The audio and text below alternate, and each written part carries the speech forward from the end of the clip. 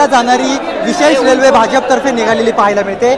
स्वतः चंद्रकांत दादा जे आहेत ते आता अशा प्रकारे जय श्रीरामचं उपरणं आणि भगवा उपरणं घेऊन दादा देखील निघाल। दादा, जय श्रीरामचा नारा जोरात चालू आहे, पहिली रेल्वे पुण्यातून निघते, कार्यकर्ते जात आहेत, काय भावना आहे?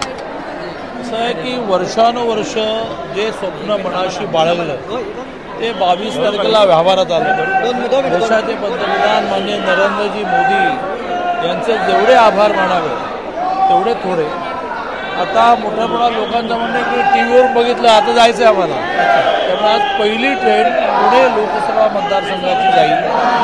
प्रत्येक विधानसभेतून 250 याप्रमाणे आज पहिली ट्रेन जायची। त्यानंतर रोज 4 ट्रेन नॉर्मल आहेत अयोध्येला जाणार, ते कार्यकर्ते बुकिंग सुरू करणार। चंद्रकांत दादा काही जाणार अयोध्येत? आम्हाला मान्य मुख्यमंत्री महोदय घेऊन जाणार आहेत, संपूर्ण मंत्रिमंडळाला मुख्यमंत्र्यांमध्ये घेऊन जाणार। विशेष 5 तारखेला नेणार होते, ते आता पोस्टपोन झालंय। चला हेमंत कुठे जायचे? दादा पुण्यातील गुन्हेगारीला आळा बसावा म्हणून पुण्यातील गुन्हेगारीला आळा बसावा म्हणून नवीन पोलीस आयुक्तांनी आज सगळ्या गुंडांना पोलीस कार्यालयामध्ये बोलवलं होतं। अशा प्रकारची कारवाई मोठ्या प्रमाणात चालू आहे। अशा सणाला त्यांचं काम करू द्यावं, त्यावर आपण काही टिप्पणी करण्याचं कारण घेतलं। दादा, उल्हासनगरमध्ये गणपतराव गायकवाड प्रकरणात पक्षाकडून काही वैयक्तिक कारवाई करण्यात आलेली नाही त्यांच्यावरती अद्याप? या घटनेची SIT लागली आहे, चौकशी होते आहे, काय ते समोर येईल। पक्षातून कारवाई नाही झाली पण काय म्हणजे घटना घडली आहे त्या घटनेवर गृह खात्याने SIT अपॉइंट केले, रिपोर्ट येईल ठरू।